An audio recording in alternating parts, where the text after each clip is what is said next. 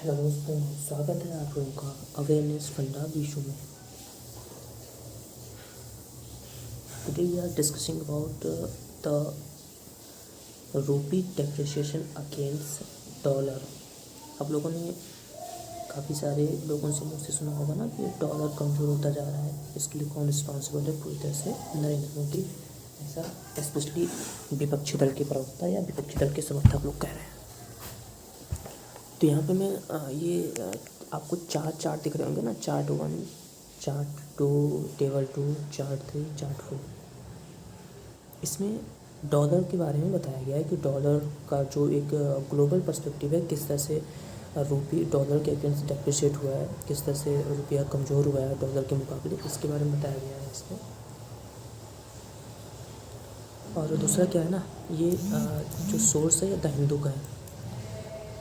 तो द हिंदू जो होता है ये लेफ्ट ओरिएंटेड होता है, वामपंथी विचारधारा से ग्रसित होती है। इसका मतलब ये है कि ये सरकार के पक्ष में नहीं रहता, ये सरकार के विपक्ष में रहता है। इसलिए ये जो यहाँ पे जो आर्गूमेंट दिए गए हैं, इसकी पुष्टि सिर्फ इसी बात से होती है, जो द हिंदू पेपर होता है वो वामपंथी विचारधारा से ग्रसित होता है। तो मैं आपको ले सकता हूँ चार्ट 1 में, ठीक है, आप इसको देखिएगा।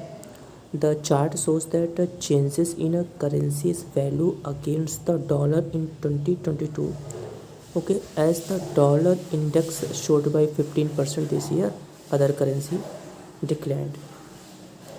इसमें कहने का मतलब क्या है कि डॉलर 15% बढ़ा है, डॉलर अप्रिशिएट हुआ है, जिसकी वजह से काफ़ी सारे करेंसी ऑटोमेटिकली डिक्लाइन कर गए हैं। जैसे कि मैं आपको दिखा रहा हूँ, सबसे ज़्यादा अगर कोई करेंसी डिक्लाइन करे तो जापानीज़ येन है, जो कि -25.6%, ठीक है, जो कि वहाँ के 24 सालों में सबसे कम है। 24 सालों में वहाँ पे 25.6% की दर से वहाँ का जो येन है वो डॉलर के मुकाबले गिरा है। दूसरे नंबर पे स्वीडिश का है, जो कि सभी टाइम का लो, मतलब कि इतना ज़्यादा वहाँ की करेंसी कभी भी डिक्लाइन नहीं हुई थी, जो कि 23.2% है। ऐसे ही आप आ सकते हैं पोलैंड का, जो कि -20.7 है। फिर यूके का पाउंड है, -21.6 है, जो कि ऑल टाइम लो है ना। फिर कोरियन का वोन है, जो कि -18.4 है, 13 ईयर्स का लो है। फिर आपका यूरो का आता है, यूरोपियन यूनियन का जो कंबाइंड है ना, वो -17 है। फिर आपका फिलीपींस का आता है, -15 है, ऑल टाइम लो। फिर आपका साउथ अफ्रीकन का आता है, -13.7। फिर उसका आपका थाई का आता है, थाई क्या है कि थाईलैंड का आता है, -12.3, 16 ईयर्स का लो है। उसके बाद आपका मलेशिया का आता है, जो कि -11.5, 24 ईयर्स ओल्ड है। उसके बाद आपका चाइनीज़ आता है, 14 ईयर लो। उसके बाद आपका इंडियन रुपया आता है -10.9, ऑल टाइम लो। तो आप यहाँ पे देख सकते हैं ना कि बाकी जो ये ऊपर की है, जैसे कि यहाँ पे यूके है, फिर जापान है, या फिर चाइना है, ये सब इंडिया से बेटर इकॉनमी, ठीक है, इनकी भी करेंसी डिक्लाइन हुई है। तो जाहिर सी बात है, अगर इनकी भी करेंसी डिक्लाइन हुई है and it is more than India, इनकी करेंसी डिक्लाइन हुई है मोर देन इंडिया, तो यहाँ पे आप कह सकते हो कि कहीं ना कहीं ये डॉलर यानी कि जो यूएस की इकॉनमी है वो इफेक्ट कर रहा है रूपी को डेप्रिशिएट करने में। एक्सटर्नल फैक्टर इसके लिए रिस्पॉन्सिबल हैं फॉर द डेप्रिशिएशन ऑफ रूपी अगेंस्ट डॉलर। तो यहाँ पे सिर्फ आप अगर रूलिंग गवर्नमेंट को, रूलिंग पार्टी को रिस्पॉन्सिबल ठहराते हो, तो कहीं ना कहीं ये टोटली आपका पॉलिटिकल व्यू रखता है कि जैसे कि यहाँ पे इंडिया आपका कह सकते हो 1 2 3 4 5 6 7 8 9 10 11 कंट्री इंडिया के मुकाबले कमज़ोर हैं, जिसमें से 3 कंट्री ऐसी हैं, जापान, चाइना, यूके, ठीक है, जो कि इंडिया से बेटर है। हालांकि यूके तो डाउन हो गया है, तो ये सिर्फ इंडिया से बेटर कंट्री हैं इकॉनमी के, in the sense of economy.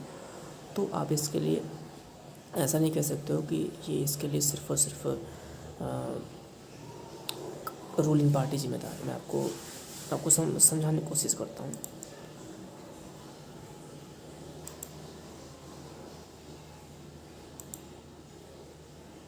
ठीक है, जैसे कि मान लीजिए कि डॉलर है आपका ये, ठीक है,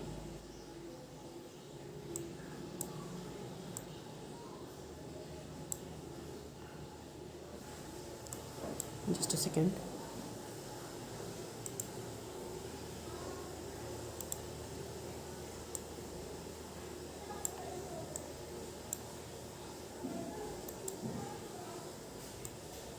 जैसे कि मान लीजिए ये आपका डॉलर है, ठीक है, और ये आपका रूपी है ना।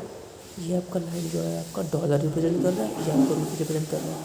तो जो हम डेप्रिसिएशन की बात करते हैं तो इसको मैं आसान शब्दों में समझाऊँ तो ये आपका जो इसके बीच का जो गैप है इसको रिप्रेजेंट कर रहा है ना, इसके बीच का जो गैप है इसको रिप्रेजेंट कर रहा है।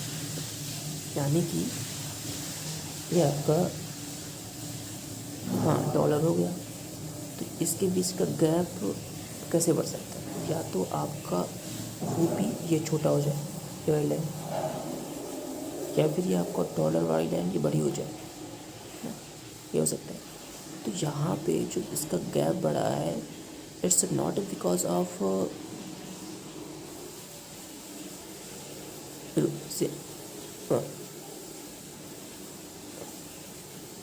हाँ, तो ये आपको जो डॉलर एप्रिशिएट हुआ है अगेंस्ट रूपी, ठीक है, it's not because of depreciation in rupee against dollar, in fact it is the appreciation of dollar against rupee. Then why dollar appreciating? क्योंकि वहाँ पे ना यूएसए में इन्फ्लेशन बहुत बढ़ गया, महंगाई बहुत बढ़ी है। तो इन्फ्लेशन को कंट्रोल करने के जो कंट्री के सेंट्रल बैंक होते हैं वो क्या करते हैं, वो वहाँ के रिजर्व जो वहाँ की पॉलिसी रेट होती है, जैसे कि इंडिया में आरबीआई में पॉलिसी रेपो रेट है, आपने न्यूज़ में पढ़ा होगा कि काफ़ी बार रेपो रेट को इंक्रीज़ किया गया। आई थिंक अभी 6 पॉइंट के आसपास है, 4.6 पॉइंट आया है।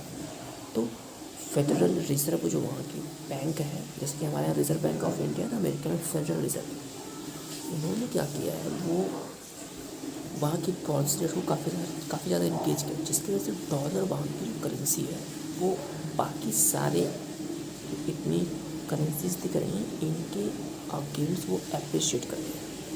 तो जिसकी वजह से जो हो रहा है कि यहाँ पे डॉलर बढ़ा है इसलिए गैप बढ़ा, ना कि रूपी घटा है इसलिए गैप बढ़ा। रूपी जहाँ पे था वहीं पे बल्कि डॉलर बढ़ गया।